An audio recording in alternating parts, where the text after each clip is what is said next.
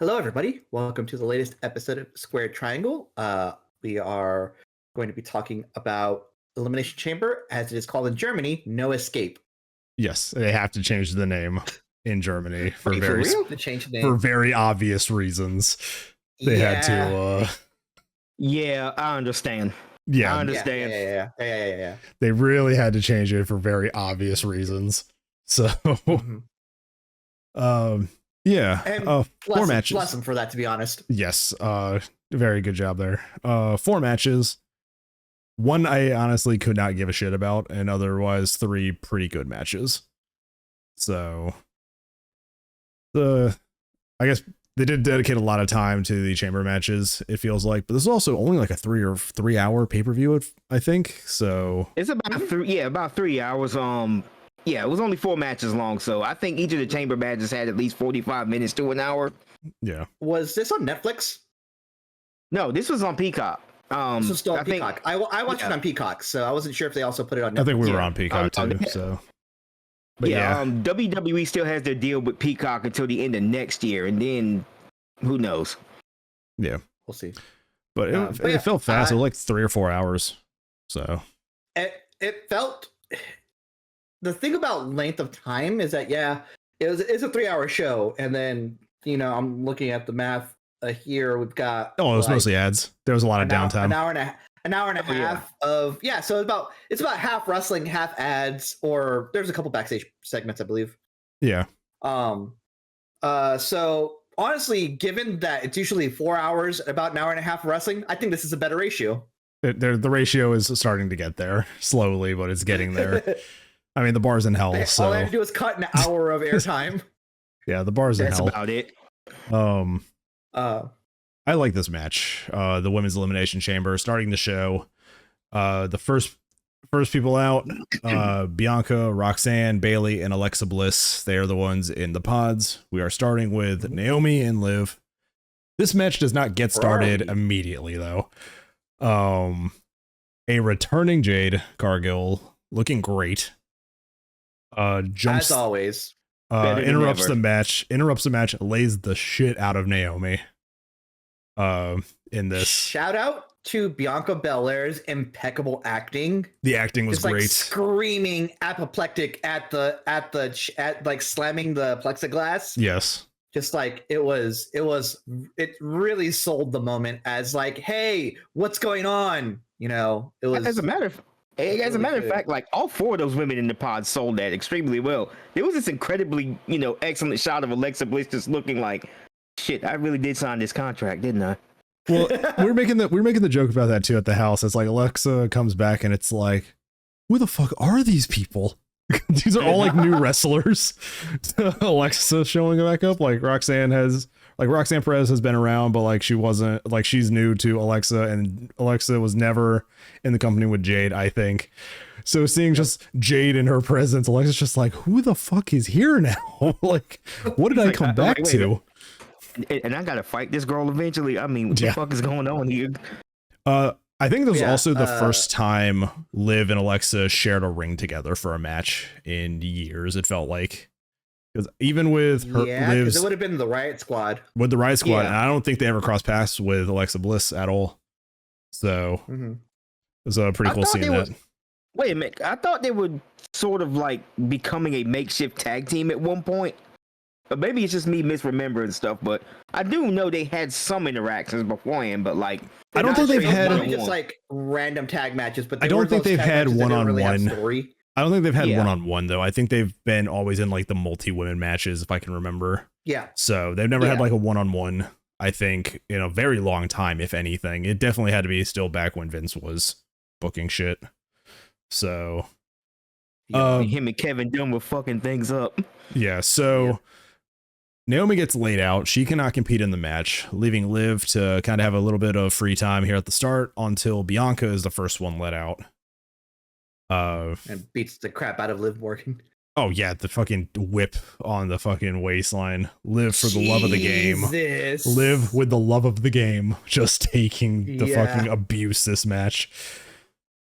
And it's like these two have good chemistry. They're both good wrestlers. It did. It like for most of the match, even you just see it like perfectly like across her fucking stomach. It almost cost her falling off the fucking ring too, because she was hanging on, and when she got whipped, you can see her like slip down a little bit. She was like, okay, that hurt way more than it should have, I think. So man, there was the pop too, like the crack of it in the crowd. You could hear it over everything. I watched the post show stuff, and Bianca's number one rule: don't touch my hair. This is a lesson to every white person out there. Don't touch a person of color's hair, because that's going to happen. Because when she does that, it's after someone has grabbed her ponytail like multiple times, and she just says, "All right, you're getting the crack." I think Becky Lynch had a similar situation happen to her, and that left a huge welt across her stomach. Yeah. So, it's a brutal shot to take. I believe so. Yeah. It's a brutal shot to take. So after Liv and Bianca have a little bit of time, Roxanne is the next wrestler released, and she comes right into the ring and starts trying to take control of the match. I mean, Roxanne needs to get out of NXT. I think she's ready for the main roster. You know, she's been ready for the main roster, honestly. I don't consider her like an NXT superstar at this point. She's still like kind of bouncing back. Roster. Yeah, she's bouncing, I think, to and from still, but she's definitely ready for main roster. There is a moment later in this match where I guess she tries to go over the rope or something onto Bianca and just gets full knees to the face, like as she's coming down. And I was like, oh, she actually like hurt something, because there was a bit of time where they didn't have her on camera. They didn't like focus on her laying like outside of the match and everything. And I'm like, yeah, she might have busted her nose coming down right on Bianca's fucking knee like that. Possibly. Then we get Bayley, and they're really building this Roxanne Bayley feud from the looks of it. I did not write down who eliminates who for this, so if you guys can correct me. I think Roxanne's aside from Naomi, I think Roxanne's the first person eliminated. Yeah, because I think she's eliminated by Sister Abigail, isn't it? Alexa's new finisher from looks of it. It's a Sister Abigail setup into like a DDT. Which actually combines. It was Bayley Bayley was eliminated first, because I think Liv hit her with Oblivion at some point. Yeah, and then I think they ran in just to get the pin. But yeah, Alexa's new finisher from looks of it is a Sister Abigail setup into her DDT, which is a good fusion of her Ambrose moveset. Pop when she set it up, and then she hooked the head, and I was like, oh, it's a new finisher. Nice. So yeah, I'm glad she kept that too. Yeah. I'm happy to see Alexa back, but it's just like she's been on all these multi-man matches, and it's like, can we get like some TV time too? Like, she's just been a woman. I mean, she's had vignettes. Yeah. It's like you have her in vignettes, but you have her in all these like multi-women matches, just kind of being present. I'm gonna keep it a buck with you, G. I like it better this way. I like having her be the weird one, the quasi magical person who only comes in during like important matches and important promos. There was a moment in this where I was happy that it wasn't the finish for Bianca. She had took back-to-back like finishers and was laying there as somebody else got pinned, and then they pulled her into the middle of the ring and tried to pin her, and I was like, oh, thank God it wasn't making her look weak, like laying there for 2 minutes and still getting pinned kind of thing, know? She ends up winning, which I think they're really building up to probably Bianca Jade or something at Mania, which is a good Mania match.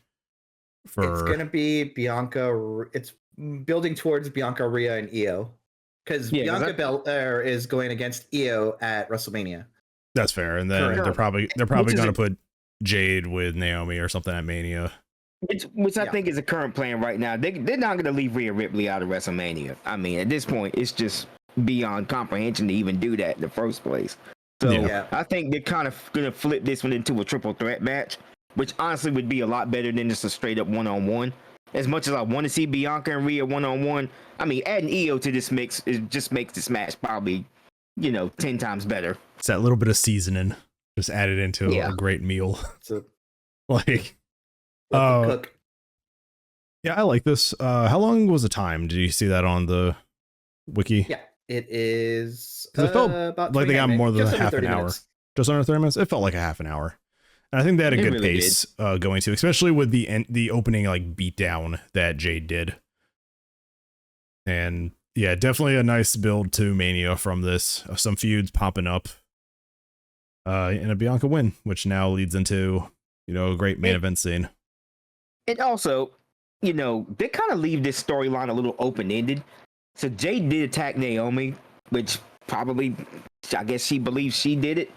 But, I don't think Naomi did this on her own, because I think she may have had some help in doing so. So this would be kind of an interesting way to introduce, 2 more women from NXT to the main roster, maybe put them in a faction together. I'm thinking, maybe Jakar Jackson, the Last Legend. Maybe. That would kind of rock as a faction, I think. My tinfoil hat is that Jade Cargill wasn't ever actually hurt, and she just doesn't like Naomi. That's fair. That That's could be a cool possible, little. too. That could be a fun little thing too. It's just like I just wanted to be away from you and then sneak you when you least expected it. Yeah, Like, surprise, bitch, I'm back. I didn't actually like you. Yeah. As Liv was doing a really good job too, selling the "oh shit, you've come to get me," like after the hijinks I've done, and then she just went right for Naomi. So it's like, Liv, why do you think Jade's here to jump you? You ain't have done nothing to her. Like, Yeah. Well, Liv was just saying, "Hey, I didn't do anything." She was screaming that when Jade came out, looked at her for a second, then went right to Naomi. It's so funny. Like, Liv's just begging for her she's life. Great. She is the perfect horror movie actress. She is. You can tell she has that training when stuff like this happens. When she her has and that, she has like deer caught in the headlights look on point. Yeah, when her and Alexa started going, I looked at my buddy Josh and I was just like, the punk and the goth girl are fighting again. It's like yeah, I really like this Elimination Chamber. I like the build up for everything that came out of it. Everybody had some showcase moments. Bailey's doing a great job as like a veteran role right now. She's not doing anything real flashy, but she is still, present and actually helping move a match along, and it's really good.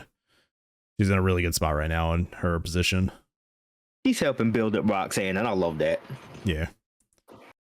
I could give two less of a shit for this next match, dude. Like this, I understand we're still building Tiffany Stratton, but goddamn, this match just bored the shit out of me.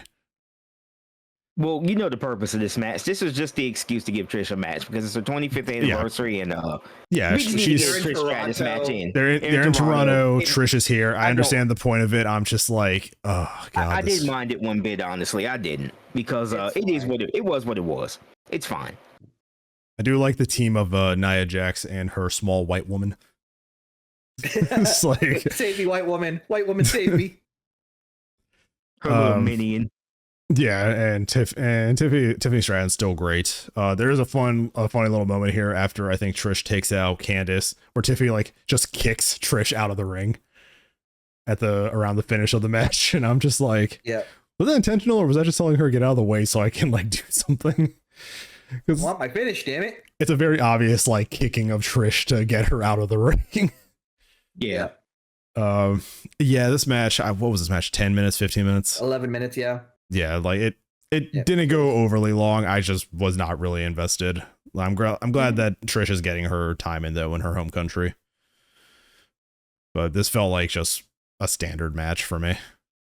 Well, yeah, it technically was. But like I said, with this format that they have with WWE now, they're gonna have at least one match that's just kind of a filler. Let's just get this one out of the way, get the crowd cooled off. So on a short pay-per-view like that, it kind of makes sense to have a match like that, but it was pretty standard, something you can probably just see on Raw, SmackDown, or whatnot. Mm-hmm. Yeah, I don't really have much to talk about this one. This next match, however, I understand WWE wants to try to make this rivalry seem like hatred, but they're still WWE, and these lights out matches do not have the amount of violence that I think they need to really sell me on these two hating each other. It's I think I gotta disagree with you. I think you are. I'm just saying, compare this to Gargano Ciampa. Okay. Like, in that veil, that kind of makes sense, but I don't know, man. I kind of have to go with Deca on this one also. I don't know, I mean, you've got AEW brain rot from the stuff that they do on regular televised matches. No, and it's I'm not like saying that like disparagingly, because they do just do that on regular TV. I'm like, you have this decades long rivalry between Sammy and KO, and then you have this new thing thrown in where, you know, all this stuff is like building up again, and it's like, hey, we're gonna have a lights out match. And then it's just like, you think back to how Gargano and Ciampa in like, what, 8 months wanted to just kill each other. And these two can't, after all these decades, can't even muster that same energy, at least. Like, it's it didn't feel like, it honestly did not feel like it should have been a lights out match. It should have just been no disqualification. I mean, like, it was what it was. I mean, I don't know what you kind of expect from, you know, WWE as far as the level of violence in these matches.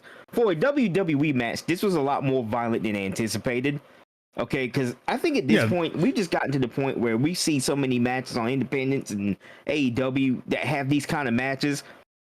WWE cannot go as hard with these matches as these other promotions have, and I've kind of accepted that. So for what they did put out with Kevin Owens and Sami Zayn, it's fine. Okay, yeah, it did push the story along. You know, Sammy did sell an injury, and we got a returning Randy. Was up to beat his, yeah, and then we're going to Randy, and Kevin Owens is being built as this, you know, kind of psychotic villain now. You know, who's pretty much out of his rock. He's pretty much out of his mind and crazy, and just trying to hurt everybody he comes into contact with. The brainbuster on the barbed wire suplex, that was good. Wire, the chair. Barbed wire chair in general. Yeah, I had the image of. I just heard that Tomcat-esque. Yeah. I had the mental image of when the barbed wire chair came out of just the Leonardo DiCaprio gif, but just John Moxley pointing at the TV screen. It's just John Moxley's just like, it's like there. Yeah, the brainbuster onto that was fucking crazy though. Like, it was really good. Yeah, and then we get a returning Randy at the end of this, and you know, there is everybody trying to stop him from hitting the pile driver on the concrete. It really bothers me. I know it's just part of the act, but why do security do their job at the absolute wrong time? It just seems like they do it every single time a face is about the appropriate time. The most narratively appropriate time when a face is about to do something brutal to a heel. Mm-hmm. You know, because we got to protect that image. Yep. Yeah, they should just let Randy point him though. But whatever, that's just my personal gripe with that. What's I forget the ref's name because I forgot the ref's name, but the first guy gets taken out, and then little nature boy comes out, Charles Robinson, and then he gets, I think, booted. Yep. So they're just going through refs comes out at this time. But yeah, I mean, refs have God, the one thing I liked about this match though is the lighting. I want them to keep that lighting. The way that the ring was illuminated, the crowd kind of blacked out a little bit. I like that presentation a little bit more than like full stadium lights. Yeah, that was a nice touch to make that match feel more important, you know. Doesn't like lights out matches, likes the lighting on the lights out match. Aesthetically, it looked better in my opinion. I know, buddy. I'm just giving you shit. But yeah, it's like this. So this is definitely leading to KO Randy. Randy's back to get his revenge. WrestleMania. I think Ron might actually be taking a little break here. Sammy deserves a break. The dude's been carrying this fucking company for so long in different ways. Yep. Like Sammy is a he gets a WrestleMania paycheck at least. Oh yeah, he'll probably show up to cost KO or something.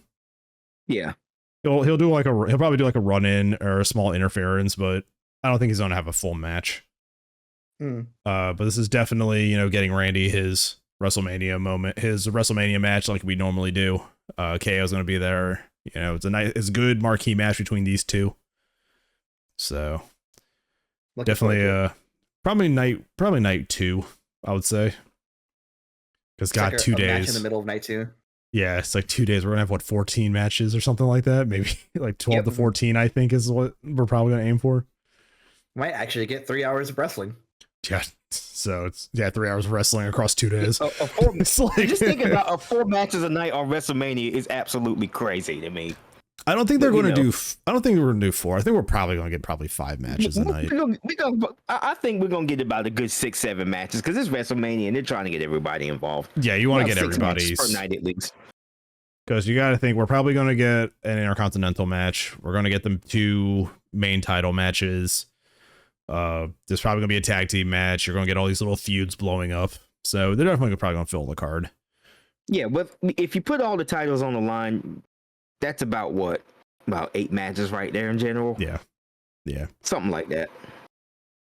but yeah, dude, some of the stuff with the chair though was great. Like that brainbuster. There was the I don't think it was a power bomb, but it's just KO getting dropped on it. Just everything like this match, like these guys, it felt like they were reaching into the PWG bag a little bit. It was a very For some of this PWG match. I could agree with that.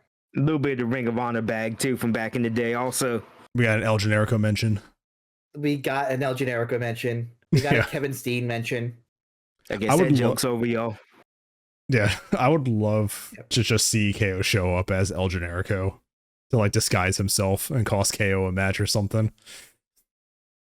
Oh, That'd be a we hell also of a didn't mention it at the start of this. Crowd booing the hell out of the U.S. anthem. Crowd And cheering Pat the McAfee hell. not being able to. Yeah, and cheering the Pat hell out of McAfee- Canada. Yeah, and Pat McAfee just absolutely reacting to it and not letting it go the whole night to the point where he had to go on the show, and kind of make a statement about it. Saying that I called you country trash and you booed our national anthem and let's shake hands or something to that effect. But Well, it's like, no, yeah, Pat, it's McAfee not just- because of you. It's because of the political environment we're in right now, and Canada Yeah. fucking hates us. Like, yeah, that was just a failure on Pat to read the room. yeah. Per se. So I'm just gonna leave it at that. Yeah. Because he kind of continued this the next night on. He kind of continued this 2 days later on Raw, and it was getting annoying. So, I still like Pat, but goddamn, man. Yeah. The girl who sang was great. I hate having her in that position to be booed because she has to sing the US anthem, given the, American wrestlers and everything on it. But she did great on both of these.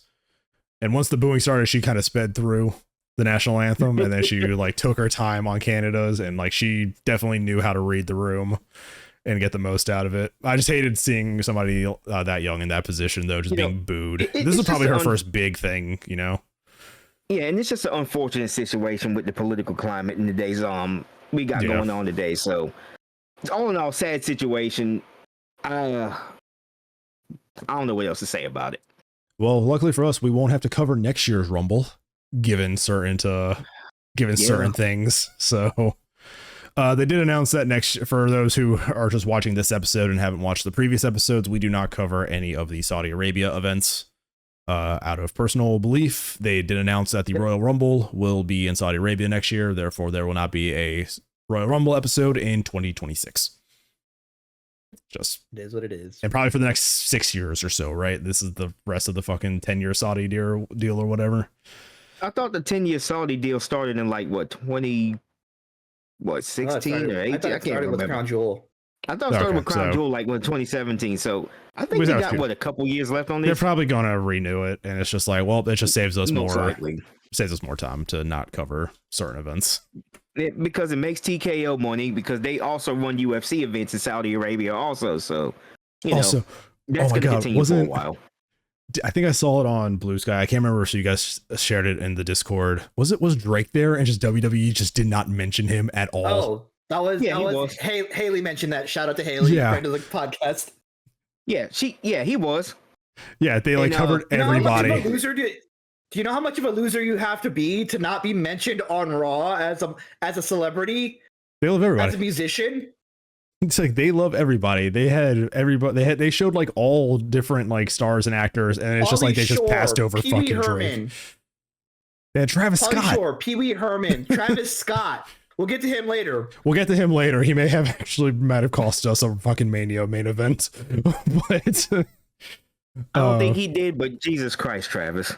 Yeah, he legitimately like hit Cody during the fucking beatdown. So, god damn it, Travis Scott. We'll get to that though. There's a lot to talk about there. Because me and Deck were shit talking it, and then it won us over. Or I was shit talking it, and then it won me over. So I'll take the L on that one for me. Yeah. Much like today at work, we're cleaning out the bed of a pickup truck, and I'm like, I'm tired of people throwing their fucking food trash in the back of this truck, and I pick it up, and it was mine from a few days ago, and I'm like, I'll just take that L. It's like, I was like, this was my Wawa sandwich case that I threw away. It's like, so I was like, you know what? Me, huh? Lately, anything I've shit talked has come back and just punched me in the face, so it's whatever. Like, I'll take the L's. You would think you would learn humility at this point, but it just nope. You would think. Humility has gone way over his head a couple times the last couple weeks. God's let me live too long. Anyway, Jesus Christ. Where the fuck is my? I enjoyed this match too. I thought it was about as violent as WWE was going to let us get, and that's pretty good for what I was expecting. Like a lot of WWE shies away from blood most of the time until, you know, not Cody Rhodes. Cody Rhodes like, fuck you, I'm bleeding. Well, like, yeah, but he's a world champion. You can't tell him nothing. Cody is his father's son. He is his father's son. And by the end, Dusty's forehead was Rhodes, fucking gigged. Like, yeah, I'm surprised Charlotte didn't bleed as much as she has her dad. The Rhodes family has strong genes. Yeah. But this match was really good. I enjoyed it. Anyway, the point I was getting with that is that they do a lot of like hard impact spots instead of like a lot of like spots where someone can just kind of gig inside. So I think with that in mind, I thought this was about as violent as WWE was going to let us get, and I enjoyed it. See, there is a way to do these type of matches, you know, without going over the top. You know, it's just AEW and all the other indies do it because, you know, they do it for effect. They're used to these kind of matches. WWE does them in a different way, where they do a lot, like Deca said, a lot of hard impact spots. So in that case, it's fine. It makes it look a lot more violent, and it keeps the wrestler safe. So yeah, I'm all for it. So main event time already. I did not write notes for this besides the order of people eliminated because I was enamored with this match. This match was so good. I thought you were enamored with the Parmesan that you had. Oh, I was like also half conscious because I had like literally like 3 pounds of chicken Parmesan. Like Jesus Christ, dude. The plate was huge. I ate way too much. Damn. So the entries in this match, we have Drew McIntyre, Damian Priest, Logan Paul, Seth Rollins, CM Punk, and John Cena. Interesting 6-man for this match. All things considered. This guy, if you would have shown me this, like a lineup, like 5-10 years ago, I would have been like, what? This is crazy. Who the fuck's Logan Paul? It's like, and this, also, I think I have the order of the eliminations. First out was Drew McIntyre. Yep. And this is furthering his descent into madness. Like, this is a definitely, he's on his hangman arc, as we would say. Yeah. He's on his hangman shit, yeah. The Scottish psychopath is becoming even more of a psychopath. And he's going down the dark road even further. Mm-hmm.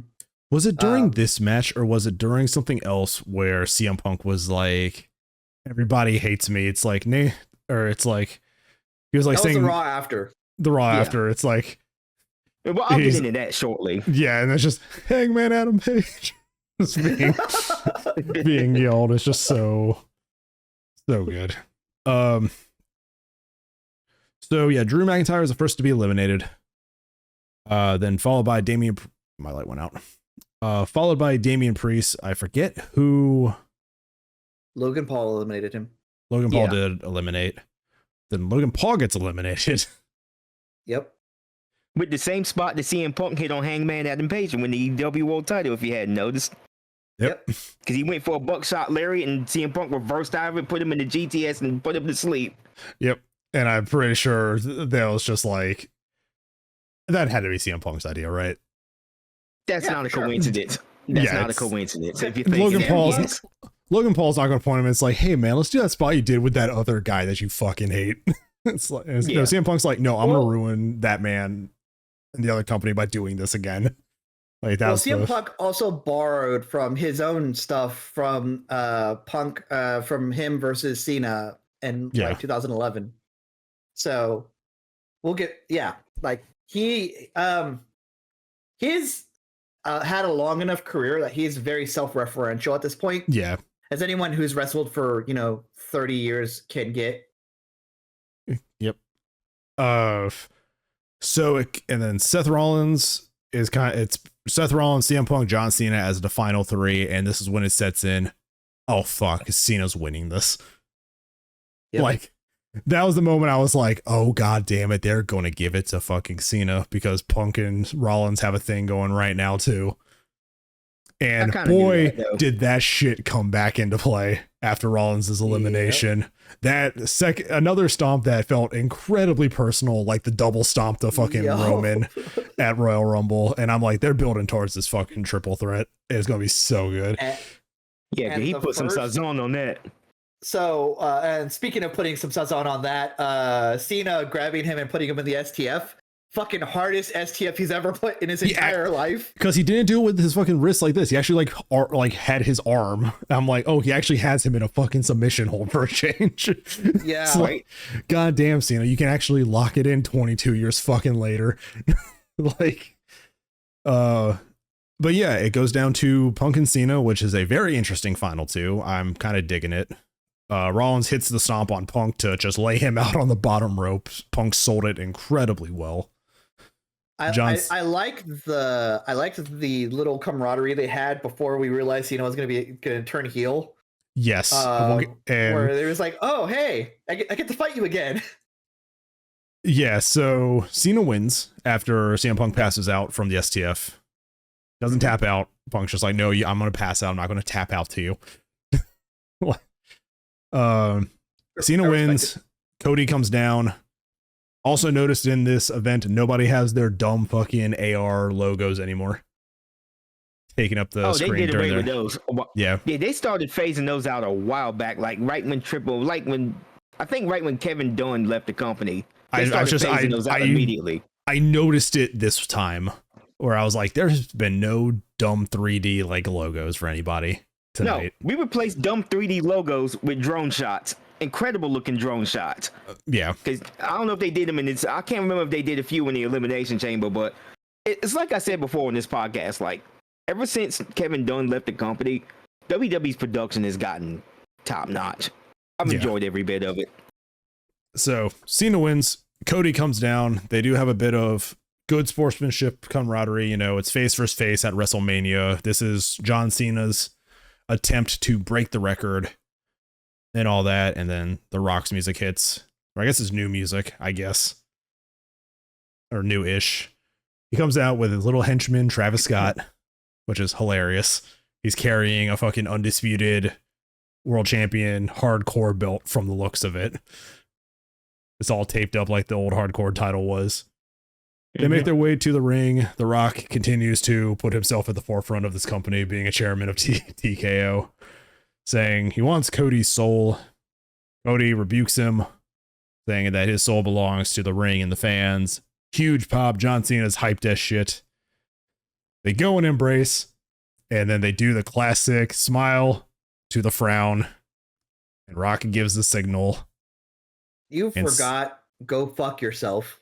You did. The big go fuck yourself to Rock, which was good. What a moment.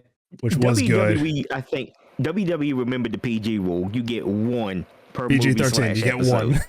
Like everybody gets one. Everybody gets one. the great camera shot though of Cena hugging him and then just the smile turning to the frown and him locking eyes with The Rock and The Rock giving the signal. And we're like, oh shit, they did it. Many years a little too late, but if this is a final run with heel Cena, I'm here for it.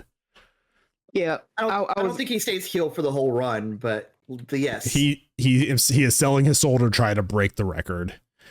Yeah, and I was both absolutely excited and kind of disappointed at the same time with this, because I swear we could have got a proper heel run out of Cena way back in 2012 when this idea was first presented, when he was going to go against The Rock. But I'm kind of glad they did it finally. I never thought they would, so it was kind of shocking to me. But again, this should have happened years ago. Yeah, so it really should have. Full on Cena teaming up with The Rock now. They lay out Cody. Travis Scott gets in on the little beatdown too. Travis Scott slaps the absolute fuck out of Cody Rhodes. He was saging the ring. Did you see that shit? Yeah. I thought he was smoking another blunt in the ring. I thought he was smoking a blunt too, and then I saw that he had like the sage and he was doing it, and I was just like going like this with it. I thought he was smoking. I was like, what the fuck? Yeah, I was like, I think Josh asked that too. The whole point of Sage is to ward away evil, not become part of it. Travis, what the fuck are you doing out there? I think and then he just it's just like one of those things. It's like, man, is he lighting up a joint in fucking the middle of the ring right now? And it's like, no, it was Sage. And I was like, what a weird thing to just have on you for this. Yeah, some Mounty's gonna go like arrest him later. Hey man, we want you to apologize. That's all you gotta do. No, I will not. Sages the ring and then slaps the absolute piss out of Cody Rhodes, which from what they said, he busted his eardrum and gave him a black eye. So he should heal from that in a couple weeks, but yeah. You know. Side note, this is the moment that I think, because we were thinking about like Cena and The Rock, and I was like, The Rock's gonna show up and Cody hasn't been here yet. And I was like, they're gonna end this with a talking segment as this whole thing started. And I'm like, what a weird decision. And then right after the heel turn, I was like, God damn it, they got me. I was like, they got me. I'm here for Mania. Like, yep. Ending a pay-per-view like that, you knew something crazy big was gonna happen. And it turns out it was one of the biggest things that's happened in WWE in quite a long damn time. I mean, you got a longtime hero, John Cena, becoming the villain, because you know that old saying. 7,786 days. Yep. And that is 21 years, 3 months, and 3 days. Yep. The doctor, the professor of thugonomics is back. Yeah. But this also solidifies Cody as else completely. This solidifies Cody as like the baby face, and I think the picture you shared is accurate. It's Homelander versus Peacemaker at WrestleMania. Like, it really 100%. Yeah, and they end the pay-per-view. Cody laid out in the middle of the ring. Cena with the title. Also, Cena, man, it's time to let the hair go. You're losing more and more every fucking pay-per-view from the top of your head. It's like, just do the Travolta. Noticeable. Just do the Travolta. Just shave your head. It'll be great. Take it from somebody who, like me, who I've started losing my hair. I've just started shaving my head. The reason I have the beanie on is because I haven't shaved my head, and you can obviously see the bald spots for me. So just looking to Bosley, my guy. Just looking to Bosley. Yeah, and I mean, I think that'd be infinite money. He can look into it. Just get some hymns, Cena. Like, get some hymns. Yeah. You have all the money. Not a sponsor of the show. Not a sponsor. Just a hair transplant, man. Like, you have the money. You and The Rock, there is more than enough money in that ring at that moment. You can get new hair if you want to keep it that badly. The problem is it's just a time he has. I think it's just the hat. All the years of the hat, like, it comes off and you just see like boom, you just see bald spot, and I'm like, it's time to let it go, John. Yeah. Well, at least he doesn't have to worry about wearing the hat or any of his merchandise ever again. I want to know how he's going to come out at Mania. Like, he has to have at least like a one-time look. Any merch. Like, he's going to have to come out in like a one-time like look, like a new suit or a new ring gear. He might just come out in his original fucking ring gear. Which I was about to say, if he actually comes out in actual wrestling gear for WrestleMania, I would be fucking shocked. He said he had a singlet for the last time he turned heel, so who knows? Yeah. That's going to be interesting to see what John Cena He is. said Heel. he had a singlet, he had music, he had new boots. It was like when Moxley got out of WWE and went to New Japan and he was like wrestling in like the trunks. And I was like, this man's not wrestling in jeans. It looks weird as shit, honestly. Yeah. But now he's just looking like Peter Griffin. So yeah. But I'm excited for heel Cena versus Ultimate Babyface Cody Rhodes. I'm curious if they're going to pull the trigger and give Cena the record. I'm going to say most likely, because I think in the short term, it would be a bigger story. And Cody would most likely win it back at SummerSlam if that were the case. But, I think they are. I don't think they're going to give it to him. I think it's going to be it's going to stay Flair. It's going to stay. I don't give a shit if it's Flair. I don't think it's the record they're worried about. I don't think they give it to Cena at Mania. It's the new age of wrestlers that need to stay on top. Like Cena's, this is his last run. They're not going to give him a 3-month title run just to lose it at Mania. Or to lose it at SummerSlam. I think it is going to be Cody fighting the odds. He's going to fight The Rock. He's going to fight everybody and end up winning it. If he can get his fucking Avengers team to stop fighting each other, he might have the backup he needs. Maybe the Cody Avengers needs to. They're all fighting. He like got them all to like help each other, and now Sammy and KO were destroying each other again. Randy and KO about to destroy each other, and Jay's off on a side quest somewhere. So Jay's off trying to win the World Heavyweight Championship. Yeah. So it's just like, all right, Cody, you united the team against the Bloodline, and then now they're all just fighting each other. This is what happens when it's like a feudal kingdom doesn't have an enemy anymore. They start infighting. Yep. But yeah, I think Cody's gonna do his like ultimate babyface like comeback in the last 20 minutes of the fucking Mania event. Yeah, I don't think Cena takes it. I think it comes real close because it's like the Cena power, right? But it's also the undeniable babyface record against heels at Mania. Yeah. And that'll probably be night 2. I'm happy to be wrong, but that'll probably be. I also don't think I would be happy if I was wrong this time. Yeah, that'll probably be night 2. I fully suspect we're going to get a Rollins Punk Reigns night 1. Or even if they do Gunther and Jay, I think Jay might get night 1. I think if Jay gets night 1, that would be huge for him. I think WrestleMania main eventer. It could be a co-main event. Yeah. Well, God, I fucking hate that so much. Co-main events aren't real. I know, but there was one final match. Put one of those matches before the other. We're not. It's like we can't do. We can't do fourth dimension pay-per-views. I fucking hate it. We can't have fourth dimension wrestling. We can't have 2 different timelines going at the same time to have one main event. I'm keeping this energy for every federation. It's dumb. Stop doing it. So yeah, 4 matches, 3 pretty good one just kind of filler to get a legend their moment. Yeah, a amazing way to finish it, which is crazy. An amazing way to start it with the Jade return. So yeah, no, I think this was the right amount of excitement to like, I don't want to say snooze fest, but like unimportant, I guess. Yeah. The Trish match was just the Trish match was unimportant, but it was there for Trish's 25 years and stuff like that. They get her on the card, let her be in front of her country. The only thing that would have made the Trish match better is if Charlotte tried to interfere. But and I say that as a Charlotte hater, but I know that's going to be the match at Mania, so probably it is the match because she won the Royal Rumble because she's going against Tiffany Stratton. Yeah. So one really good moonsault gets one really bad moonsault. Yeah. And I kind of want Tiffany to beat Charlotte at this point. I'm just like, don't. Yes. give Charlotte. I do too, it's but like, I let gotta, the new girls do stuff. Like, please. I know, and I know it's gonna piss me off if Charlotte wins this because they're just gonna go backtracking on everything they've done within the last 2 years. You know, Charlotte, she makes a great main event, but at the same time, it's just time for this new generation of women's roster to just take over. I think I need Roxanne Tiffany Perez Stratton to have a needs longer WrestleMania run. match. Yeah, Yeah.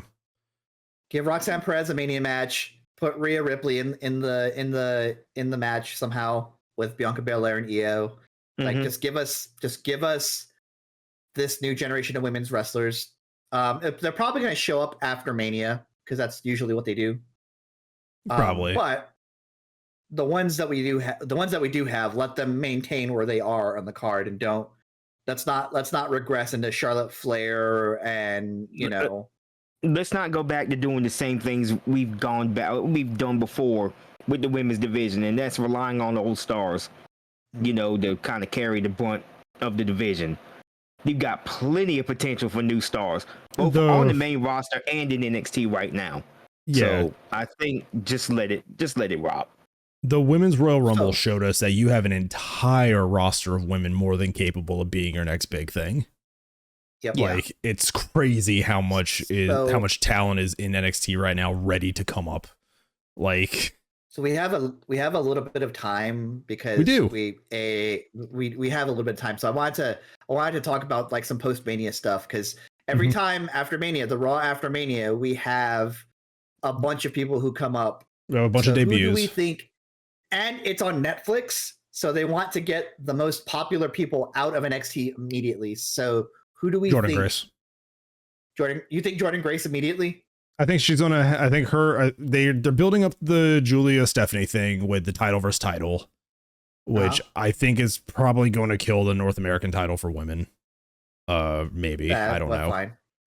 I think the loser of that might come up. I think it's their probably way of getting them out of NXT early, especially if they don't need to be there. Honestly,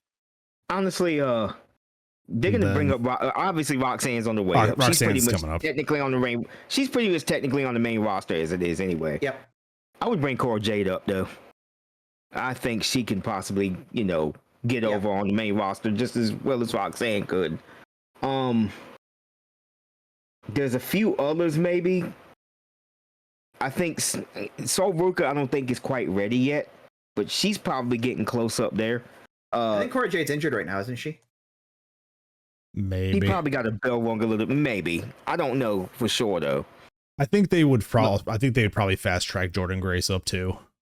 Yeah. Oh, no, she's not injured. She's fine. Good. Oh, okay. Okay. She says she got her bell wrong. That's what I thought. Yeah. But see her, either Stephanie or Julia, whoever takes that match might move. Whoever takes that match might stay, and the other person might come up. I mean, all three of those women are ready to be on the main roster. I think that the three of them are gonna. I think those three specifically, Julia, Vicaire, and Jordan Grace, are gonna stay in NXT just a little longer. They haven't been there that long yet. Yeah. So I think we get out. I think we get out our Lash Legends, our Cora Jades, our the people. Dara Jackson, the Lash Legend. Yeah. For the reasons I stated earlier. Yeah. Yeah. So that might be. That might be that. But I don't think we're gonna get a clean finish to Julia and Stephanie Vicaire is the thing. Because I think that ends in DQ. 100%. Yeah, they had their stare down like at the end of that episode, and then Jordan Grace debuted. So I think they're building towards that being the three.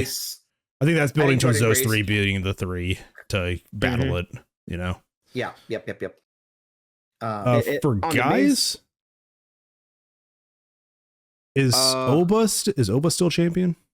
Oba Femi's still an NXT champion. Trick Williams is most likely going to come up. Trick Williams, I would love for him to come out and just renew his rivalry in SmackDown. Yeah. So I don't want him on Raw, but I do want him on SmackDown. But I want him to reignite that feud. Do we know what's the event before Mania for NXT? Is that Deadlock? Stand and Deliver. Stand and Deliver. I think if their Mania. I think if Oba loses there, I think he debuts on Monday. Maybe.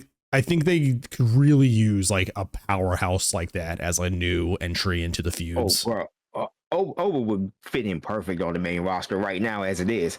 You know, I think he's pretty much ready. Honestly, it's just they're going to give him an NXT championship one first just to see how well he can hold that. Yeah. So far, it's actually working. You know, and actually putting him in stars like Austin Theory and Grayson Waller there also. So they're really putting an effort to build up Oba Femi before he comes to the main roster. Kind of build that excitement around. Oh, and he was on TNA recently too. Matter of fact, he's got a match at Roadblock with Moose. Yeah. Who was the current TNA X Division champion. So I think they they're doing probably big things with him. they probably move Ethan Page up if he's not doing anything in NXT. I mean, he's a guy who did enough down there, but I think he's also, you know, TV ready just to add a new face. Once he finishes his feud with Javon Evans, he's gonna pop up on the main roster. Yeah. They're probably going to keep Ricky Saints down a little bit in NXT. I think we're going to get some of the guys, maybe some of the guys that aren't like the top names. People like, you know, Eddie Thorpe or something may show up as just mid-card guys. Did Thorpe just win the North American title? He might have. No. I don't. Sean Spears just won the North American title. Spears. That's what it was. Yeah, So Sean Spears is going to be down there for the long run. Yeah, so I mean, he was there for 6 years his original run in NXT. So, well, yeah, but like I think he's there for a different reason now. I think he's there as a veteran instead of there as like a. Depending on if they lose the titles to the Hardys, I could see Fraxium coming up as a tag team. Mm-hmm. But that all depends on whatever's going on in that. They've been tag team champs for a while, so. Omos, he's done with Noah, so it's only a matter of time before he shows back up. Omos showing back up could be a thing. He gave his tag belt up. They did say they're putting Ricky Saints in NXT because they want to prove to the shareholders that NXT actually has a point, and they want enough people to come through NXT to prove its worth to shareholders. Okay. So it's like that's why he was put. That's why he was put right into NXT. They're like, we need to have people come through here. So he would be the guy to do it, honestly, because I think AEW really fumbled him. That really fuels my points of Julia, Stephanie, and Jordan staying at NXT. They want to make it a actual like sub show to the company, you know, like Raw, SmackDown. It's like, here's NXT, here's its roster, here's, you know, it's the developmental. names. You're developing your people. Yeah, but here's the thing though.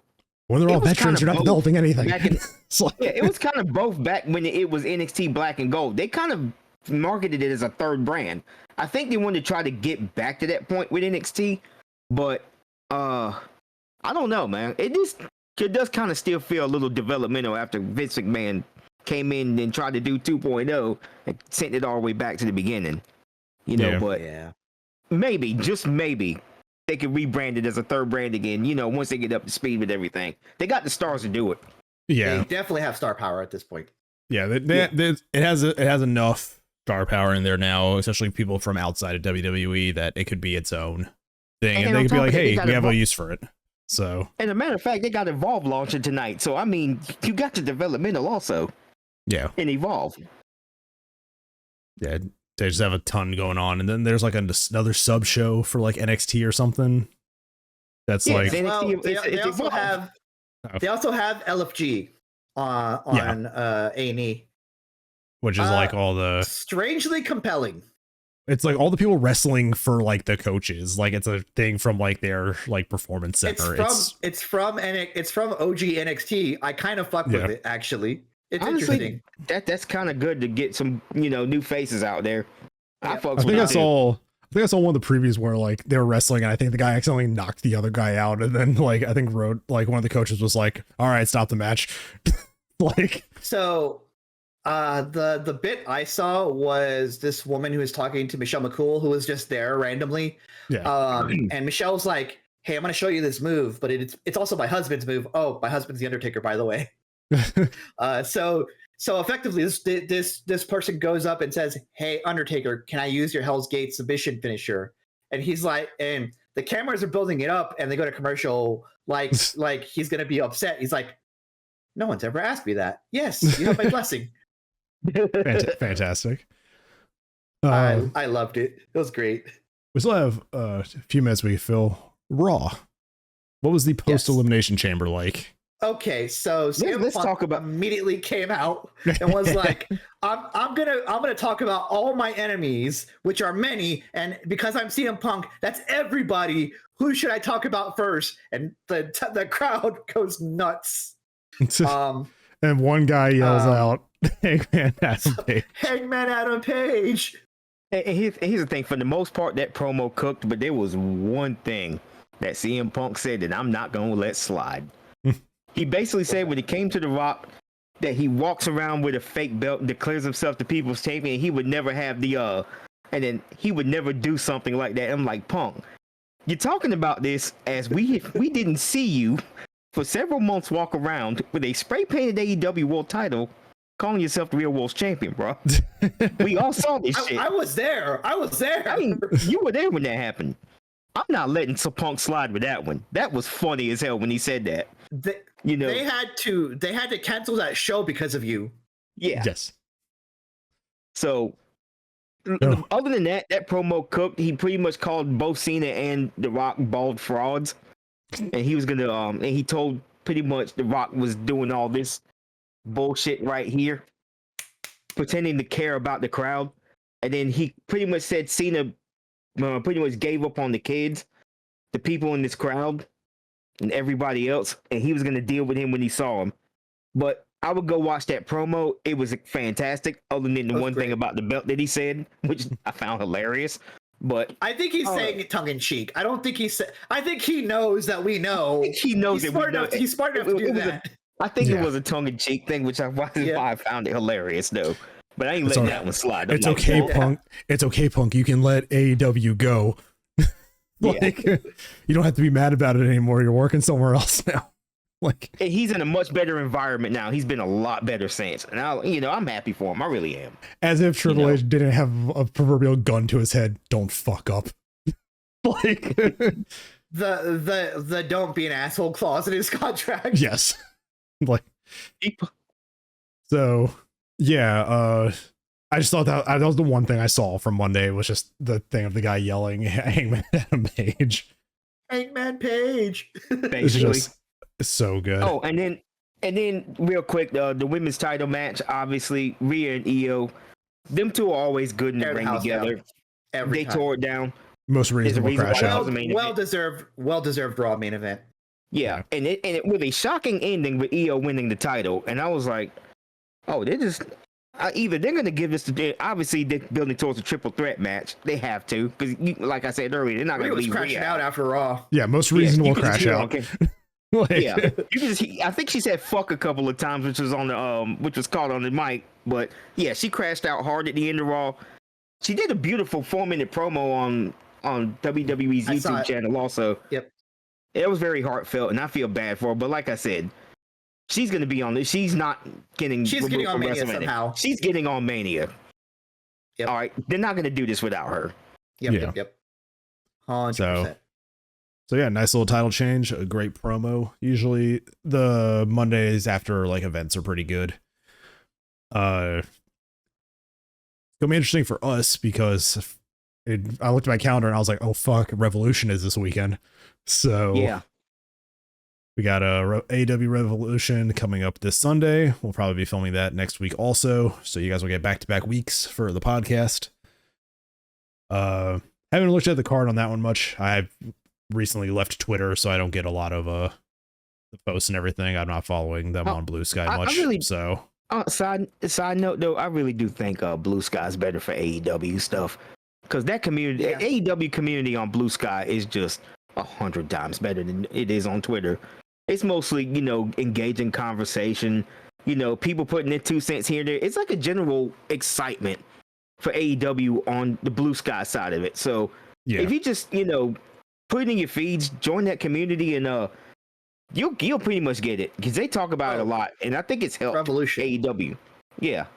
So Revolution has 10 matches. 10. I know the main event is going to be Moxley Copeland for the world title. That's the one that I know. So Big Boom AJ is back.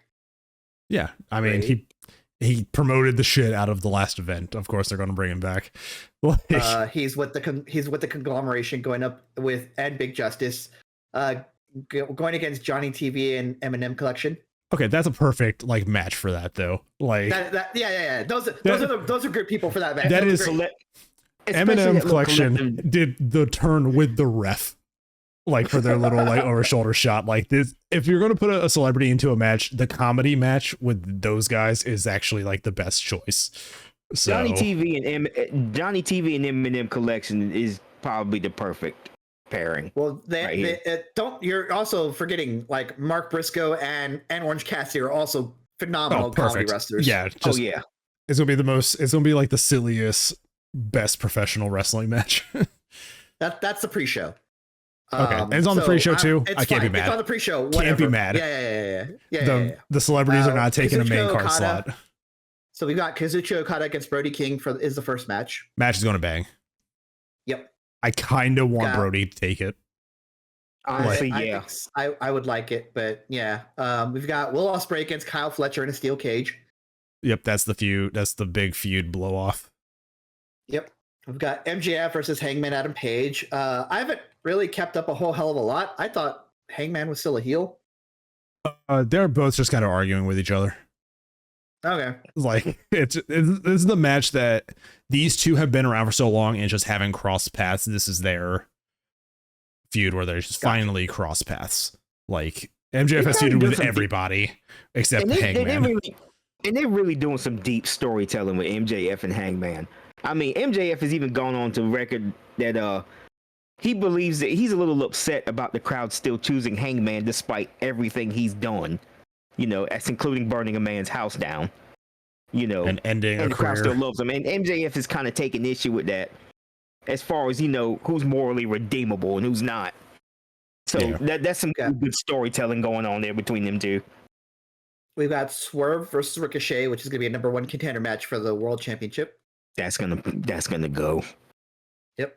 And that shit's gonna be also because of the robe, right? Like Swerve's trying to get fucking Jimmy Rave's robe back from Swerve. He's trying to get the robe back, yeah. We've got Mercedes Moné versus Momo Watanabe. That's probably gonna be just Mercedes maintaining, but that match is gonna be stardom as fuck. Yep. We've got the Hurt Syndicate against the Outrunners. For the tag titles, for right? For the tag titles, yeah. I hate that the Outrunners aren't going to win, but I still think that match is going to be great. That match is going to be really good. Outrunners will get it eventually. I feel like they're not. I don't think if they don't put the titles on them at some point, it's like.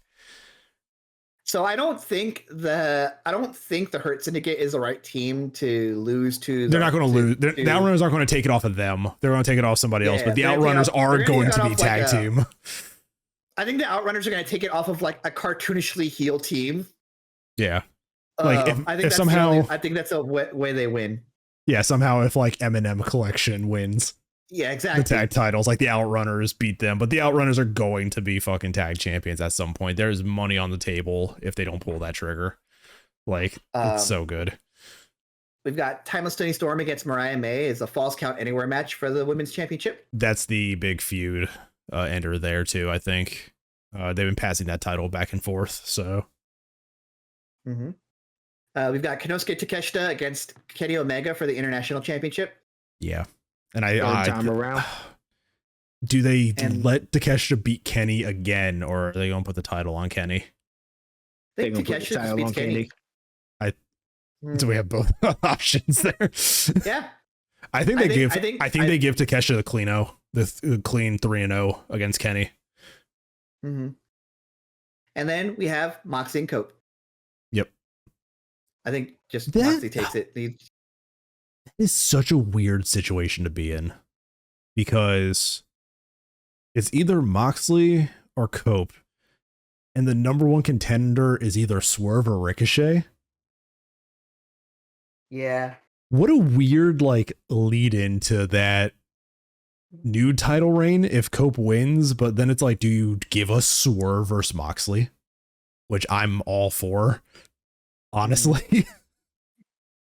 I'd watch. Like- You know, Moxley. I kind of wanted that match ever since the Continental Classic. When Yeah. they put on that clinic they put on there. So these two are capable of working together extremely well, better than I thought they would. Yeah. Yeah, Because it's I like- wouldn't mind a Swerve Moxley match. Because the way that I'm thinking about it, if Cope wins, we get Cope Swerve, and do you have Swerve lose the first defense of Cope because you don't want to just take it right off of Adam Copeland? But then it's like, if Ricochet wins, then, you know, he probably loses too since it's a new title or a new championship reign. But then if we go to Moxley, Swerve and Moxley makes the most sense because I don't think Swerve is a big enough threat to Moxley yet either. But Swerve has shown that he too can be psychotic if he wants to be. Like, Honestly, Missing Ricochet Moxley. Ricochet Mox. I think they're going to give us Swerve Moxley, I think we're getting Swerve Moxley. and they're going to be like, because that would be the dynasty match then. yeah. If that's the case, that's right around the corner. And I think it comes down to, with the Death Riders and stuff, could that be the moment of Swerve going to Hangman, I need your help, I don't know. and having fucking Hangman in his I know you corner? burned down my house. Hey, you hate Moxley too, right? It's like temporary know what, though? truce. You know what? There was a moment a couple weeks ago on Dynamite where it looked like Hangman was attempting to go into Swerve's locker room. Yeah. For what reason? They never stated. But that's kind of an interesting thought, though. It seems like Seeing as that Hangman is happens. it seems Hangman is fighting with being the good guy again and like apologizing or like trying to redeem himself. Mm-hmm. It's a very interesting story, and this rivalry is just so good and so organically good too. And it really feeds in well with MJF also, considering his grievances. Again, considering his grievance for the crowd, you know, rejecting him for all the things he's done, but, you know, forgiving Hangman to some degree. Yeah. So yeah, AEW story. I'll tell you, these last 2 months of AEW, I don't know what they've done, what kind of, you know, meetings or conversations they've had since they've got on Max, but they've been cooking the last 2 months. Yeah. And I think people just need to see. I think people just need to understand that this company's may have had a rough patch, even though I don't think 2024 was all that bad for them. Maybe Yeah, a I few thought it was spots here fine. there were. I thought it was good, but you know, they've really some- been on another At gear. some point, a company is just going to have a very mid-year, and that's okay. Yeah. Everyone all does. WWE's had it for like 20 years, Yeah. and they finally started to like upturn it. Hey, Yeah. remember early mid 90s WWE? Yeah, Yeah, that we was watched in the midpoint. We watched the fucking pay-per-view. Like, We Yeah. sure fucking did. the face palm I made when I was fucking watching it, and Tony Atlas came out as what, Saba Simba, and I was just like, hands in face on my desk, like, Jesus fucking Christ. Like, what am I Yeah, Macho Man watching? going into business for himself. WWE is every wrestling company has shitty years, and that's the point. Yeah. Okay, WCW had well. You gotta take your foot off the gas. You gotta take your Yeah. foot off the gas at some You point. gotta just You're gonna be like, all right, we've done all of this. Here's the guys I have to work with. It's not great, but I can probably make something out of it. And it's just some of the times it's just not gonna work out, you know? Like, You're gonna take a couple steps backwards. but then you're gonna see like, okay, that didn't work. Let's go back to some things. So, but yeah, so that'll be Sunday, and we'll probably record that and then have that up on Friday. So yeah, back-to-back week of episodes here, and then I think we're 3 weeks out after Revolution for something else. WrestleMania. Yeah, WrestleMania. I think I got my Yep. Google Calendar. After I put Revolution is- all this in my Google Calendar just so. Mm-hmm. Yeah, I know that- Revolution. 1, 2. Dynasty. Oh, one month from Revolution will be Dynasty, and then 1 week after Dynasty will be WrestleMania. so we're getting Dynasty before WrestleMania. That's cool. Yeah, April 6th will be Dynasty, and April 19th is day 1 of WrestleMania. And then day 2 is on Sunday because we get 420, WrestleMania, and Easter all on the same day. Let's go. Yay. And then after that, I don't have any. The only thing I think we had listed after that was in July for All In. I don't think they've announced like everything in between Mania. I know they'll most likely do Double or Nothing in May, right around the usual point. May and June are the things that I don't have dates on yet. So yeah. But yeah, good Elimination Chamber. I love this match format. It is one of my favorite. I did a lot of this shit in the PS2 SmackDown vs. Raw games. We played a lot of Elimination Chamber matches with custom wrestlers. Me and my friends. It was that was the game where you could get like Goku hair. So we made a bunch of like color coded like Mortal Kombat ass games. Yeah, it's like Mortal Kombat ass like color coded Saiyans. Is what we made, and then we put them in elimination chambers together. Oh, amazing. Oh, also happy 25th birthday to the PlayStation 2. Yeah. You can watch our without context video on that. Yeah. Just before we go, I'm just add one thing. I saw an article. It's like, why the fuck did the PS3 get a system update today? It's like, yeah, there was like an article. It's like, for some reason the PS3 got a system update, and I'm like, what? Like, system's like 15 years old. Like, they're officially breaking them. Dude, that'd be so fucking stupid. I update mine. It's like, buy a PS4, you fucking broke bitch. Like, the PS5's out. What's your excuse, brokey? PS5 has no games. It's like, but yeah, so we'll see you guys. Right over me. So yeah, we will see you guys next week for Revolution, and then a month after for Dynasty and WrestleMania. So don't miss us too much. Like when we do these episodes, they are far and few between. It is basically the schedule of the pay-per-views for these episodes. We don't have enough time to do weekly rundowns of wrestling.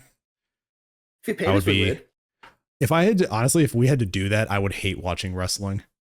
Like by like the 6 months, I'd be like, I don't want to fucking do this anymore, guys. Like, I get paid for it. It's great. I love it.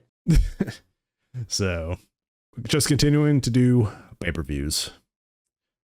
But yeah, we'll see you guys next week. So anybody have anything else they want to add? Anything they want to shout out, promote? Nope, that's it for now. Cool. That's it. All right, guys. We will see you all later. Take care. Subscribe. Follow on Blue Sky whenever we make the account. We will let you know. Right now, we still have our Without Context Twitter account. I haven't deleted it yet, but we are probably going to make a Blue Sky one and move everything over there and be more active on that one. So we'll let you guys know when that happens. Bye, everyone. So later, everybody. Bye.